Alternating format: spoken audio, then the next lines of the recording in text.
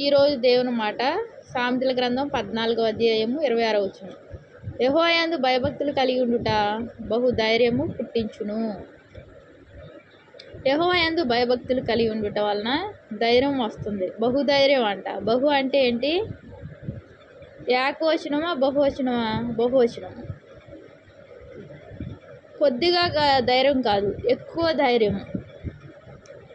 దానికి ఆ ధైర్యానికి ఇంకా తిరుగులేదు. యెహోవాయందు భయభక్తులు కలిగి ఉండుట బహుధైర్యం పుట్టించును. పరిస్థితుల మూలంగా వచ్చే పిరికితనము, కొన్ని ఇబ్బందుల వలన కలిగే పిరికితనము, అప్పుల బాధల వలన కలిగే పిరికితనము, పాడి పంటల విషయంలో కలిగే పిరికితనము, బిడ్డల చదువుల విషయంలో కలిగే పిరికితనము, ఉద్యోగాల విషయంలో కలిగే పిరికితనము, జాబ్ చేసే చోట కలిగే పిరికితనము, అసలు ఏమీ పిరికితనము అంటూ ఏమీ ఉండదు.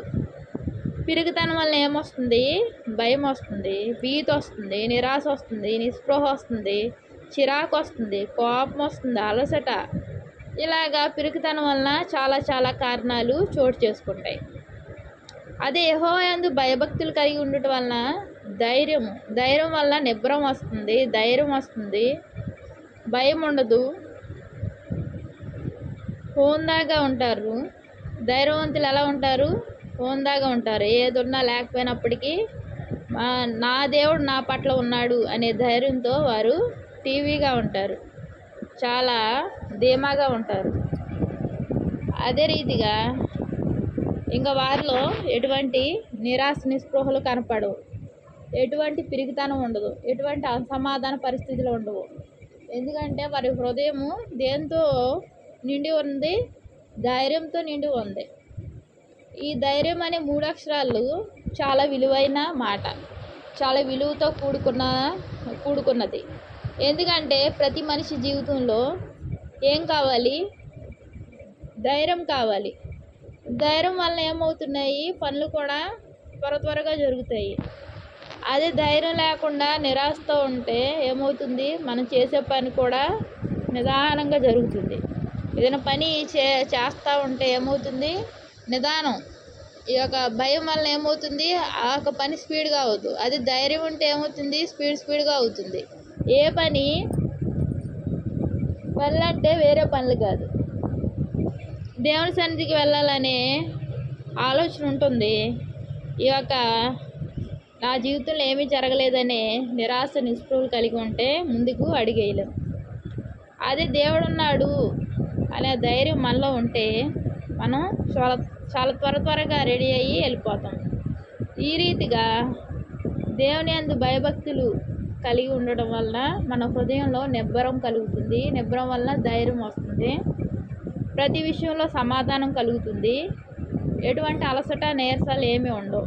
ఈ ధైర్యం వల్ల ఎన్నో ప్రయోజనాలు ఉన్నాయి. ఆరోగ్యానికి కూడా ధైర్యము మంచిది. ప్రార్థన చేసుకుందాం. మహాప్రేమ గల తండ్రి, కృపగల నాయన, నీకు ఎన్నో వందనాలు స్తోత్రాలు చెల్లించుకుంటున్నానయ్యా. యెహోవాయందు భయభక్తులు కలిగి ఉండటం వలన బహుధైర్యం పుట్టించిన అన్నావు ప్రభా. తండ్రి, నీ యందు భయభక్తులు కలిగి ఉంటే బహుధైర్యం అన్నావు ప్రభా. తండ్రి, ఈరోజు ప్రభా నాయన, నీ బిడ్డలైన ప్రతి ఒక్కరిలో ప్రభా నీ ధైర్యంతో నింపండి అయ్యా. ఎక్కడైతే హృదయంలో పిరుగుతనం అనేది చోటు చేసుకుందో వాటిని తొలగించండి ప్రభా. ఇప్పుడే ఈ సమయంలో తొలగించి వారిని ధైర్యంతో నింపండి, నీ శక్తితో నింపండి, నీ ఆత్మతో నింపండి. నీ ఆత్మతో ఉంటే ప్రభు, నీ ఆత్మ కలిగి ఉంటే ధైర్యం ప్రభు నాయన. నీ ఆత్మను కలిగి ప్రభు నాయన బహుధైర్యంగా ఉండులాగిన ప్రభు, ప్రతి విషయంలోనూ ధైర్యవంతులుగా ఉండులాగిన ప్రభు. తండ్రి, ప్రతి ఒక్కరిని ప్రభు నాయన, ప్రతి ఒక్కరిపై నీ కృప విస్తారంగా కుమ్మరించండి ప్రభు. నీ వాక్యం వింటున్న ప్రతి ఒక్కరిని పేరున ఆశీర్వదించండి, దీవించండి. వారి యొక్క సమస్యల వలన కలిగే భయంని, భీతిని తొలగించి ప్రభు నాయన వారిని ఆశీర్వాదకరంగా చేయండి ప్రభు. వారిని ధైర్యంతో నింపండి ప్రభు. నువ్వు ప్రభు నాయన సమస్యలు తొలగిస్తే తండ్రి ధైర్యం వస్తుంది ప్రభు నాయన. ఈ యొక్క అసమాధానంగా ఉండే ఈ సమస్యల వలన ప్రభు భయం, భీతి, నిరాశ ప్రభు తండ్రి నువ్వు కార్యం చేస్తే ప్రభు ధైర్యం కలుగుతుందయ్యా. నీవు కేవలం ప్రభు నీ సహాయం కావాలి. నీ సహాయంతో ప్రభు ప్రతి ఒక్కరిని తండ్రి నాయన నింపండి, ఆదరించండి. దీవించండి ప్రభా. కృపగల దేవాన్ని కృపను కోరుకుంటూ నా ప్రభుని ప్రియరక్షకుడు అనే శ్రీశ్వర నామంలో అతి వినయంగా బ్రతిమలాడి వేడుకుంటున్నాను తండ్రి. Amen amen. Praise lord.